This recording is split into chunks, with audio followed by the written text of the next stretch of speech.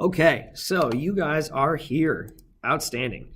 Hopefully you have done these things so far, that you have picked up the handout. You'll need headphones for today, that you've gotten a calculator if you need one.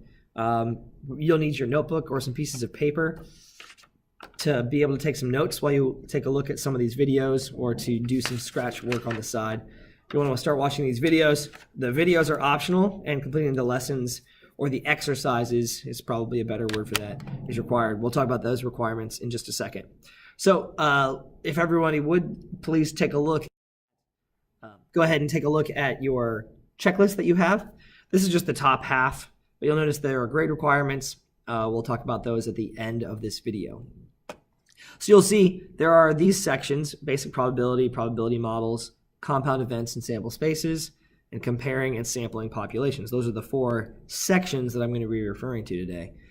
You'll notice here, there's just a list. Boom, boom, boom, boom, boom, boom, boom. And in your list for the assignments, they go in this order: video, video, video, exercise, video, exercise, video, exercise. You'll notice that there's only a spot to record your score for the exercises. Videos, once again, are optional. Videos are optional, exercises are required. So here's what's going to happen. If you want to start with the videos, I'd recommend you at least watch this first video, because it is the intro to theoretical probability, and that's kind of like an introduction to whatever we're doing. Anytime a video says introduction, you probably want to watch it. So what that screen would look like when you get to that intro to probability. Boom, I click on that, probability explained, take a couple of notes, maybe just jot down some ideas, that kind of thing. That's what you'd want to do. And I'm actually going to skip over to simple probability here, because that's what we look at. So here, this is your screen, what it should look like. I'm actually going to skip straight to this probability because I think that I can figure it out. So I'm going to click on start. Boom. And here it is. I'll actually do this problem with you guys. You'll notice that you have a card at random from a deck that contains 3 black cards and 7 red cards. What is the probability that I draw a black card? Well, that probability, remember, probabilities can be written as a fraction form. I'd recommend fractions, a lot easier.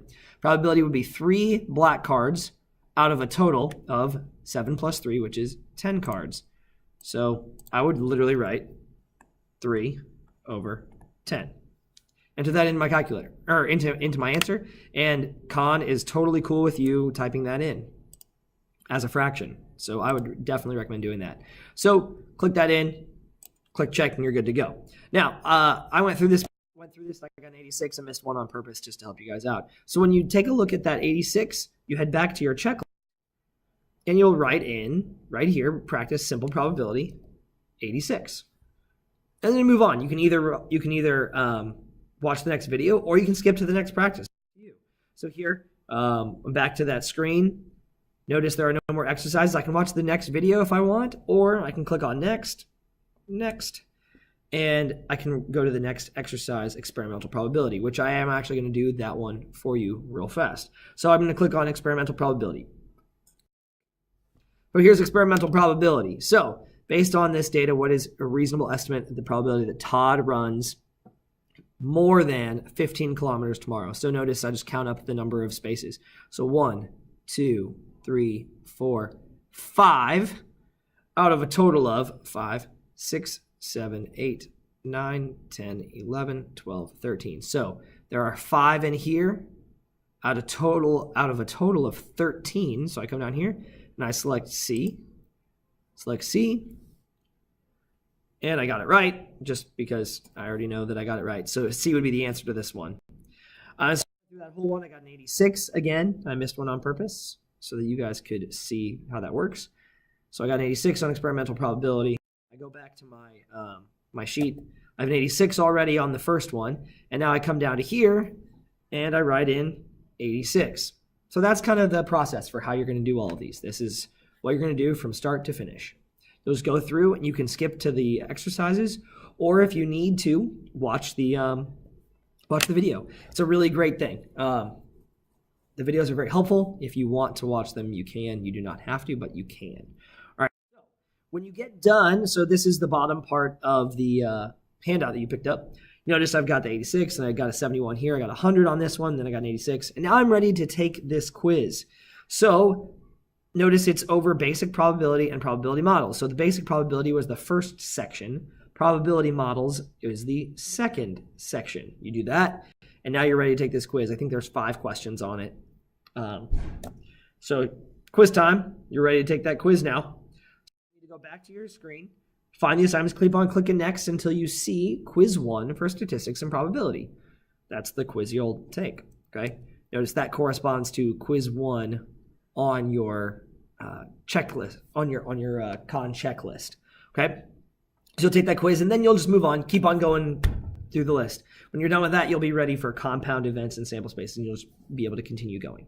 All right, so here are the grade requirements. There are 4 sections of material: basic probability, probability models, compound events, and sample spaces, comparing sample populations. All right, go ahead, please, if you would, please circle those, at least the titles of those 4 sections now. Go ahead and circle those 4 titles now. Now, to get a C, you'll need to complete 2 exercises in each section with a 70% or higher.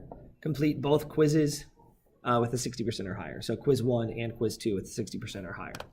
To get a B, you'll need to complete all exercises in each section with a 60% or higher. Complete both quizzes with a 70% or higher. Okay, so those are the requirements. You need to complete all exercises in each section with 60% or higher. So that's a little bit lower requirement than normal. Then to get an A, our normal con requirements of completing all exercises in each section with a 70% or higher, and complete both quizzes with an 80% or higher. So slightly higher requirements to get an A. Okay, so all these con lessons are due Tuesday, April 17th. That's up to debate. I'll see how well we do. That might change, so just keep that as a tentative date. You'll have 2 class periods to work on them during Camp Tecumseh week. You also have the weekend, and you'll have Monday, April 16th evening. You won't have any other homework other than doing con that day. Get them done, guys. Happy conning.